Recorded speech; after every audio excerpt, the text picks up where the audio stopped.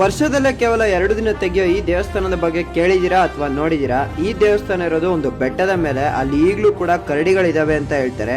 ಆಂಧ್ರ ಪ್ರದೇಶದ ಪೆನುಕೊಂಡ ಇಂದ 33 ಕಿಲೋಮೀಟರ್ ದೂರದಲ್ಲಿ NS ಗೇಟ್ ಅನ್ನೋ ಜಾಗ ಸಿಗುತ್ತೆ. ಅಲ್ಲಿಂದ ಸುಮಾರು 13 ಕಿಲೋಮೀಟರ್ ಒಳಗಡೆ ಹೋದರೆ ಗೆಂತಿಮೇರಿ ಅನ್ನೋ ಗ್ರಾಮ. ಆ ಗ್ರಾಮ ದಾಟಿದರೆ ಶ್ರೀ ವಾರದಯ ಆಂಜನೇಯ ಸ್ವಾಮಿ ಬೆಟ್ಟ ಸಿಗುತ್ತೆ. ಯಾವುದೇ ಬಸ್ ವ್ಯವಸ್ಥೆ ಇಲ್ಲ, ನಾವೇ ಓನ್ ಗಾಡಿಗಳಲ್ಲಿ ಅಥವಾ ಆಟೋ ವ್ಯವಸ್ಥೆ ಮಾಡ್ಕೊಂಡು ಈ ಬೆಟ್ಟದ ಕೆಳಗಡೆ ಹೋಗ್ಬೇಕು.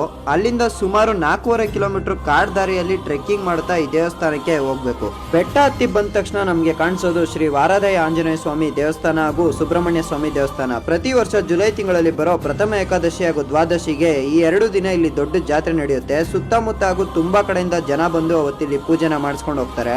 ಅವತ್ತಿನ ಸಾಯಂಕಾಲ ದೇವಸ್ಥಾನದ ಆಚೆ ಇರುವ ಗರುಡ ಗಂಬಕ್ಕೆ ದೀಪ ಹಚ್ತಾರೆ. ಎಷ್ಟೇ ಜೋರಾಗಿ ಗಾಳಿ ಬೀಸಿದ್ರು ಕೂಡ ದೀಪ ಆರೋದಿಲ್ಲ. ಇದೇ ತರದ ಎಷ್ಟೋ ರಹಸ್ಯ ಇರುವ ಶ್ರೀ ವಾರದಯ ಆಂಜನೇಯ ಸ್ವಾಮಿ ದೇವಸ್ಥಾನಕ್ಕೆ ನೀವು ಎಲ್ಲರೂ ಒಮ್ಮೆ ಭೇಟಿ ನೀಡಿ. ವಿಡಿಯೋನ ಆದಷ್ಟು ಜನರಿಗೆ ಶೇರ್ ಮಾಡಿ. ಹಾಗೆ ವಿಡಿಯೋಗೆ ಅನಿಸ್ತು ಅಂತ ಕಮೆಂಟ್ ಮಾಡಿ. ಧನ್ಯವಾದಗಳು.